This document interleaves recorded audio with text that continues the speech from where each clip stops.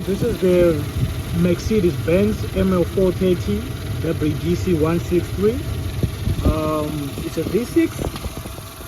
If you can hear the sound of the engine, it sounds like it's got a misfire. And the client was complaining about heavy fuel consumption and a sluggish startup. So we are just diagnosing the problem. And you see it has got 3 coil plates this side, there's got 3 cylinders to this side, and 6 plugs. 2 plugs on each cylinder. So as you can see, we're just going to do it manually. Here the engine is responding. The one at the center, nothing. The engine is not responding to this particular coil pack, so it means we have to change this coil pack. We try out the third one. You see, if you can feel the change in sound, it means the cylinder is responding. Feel that?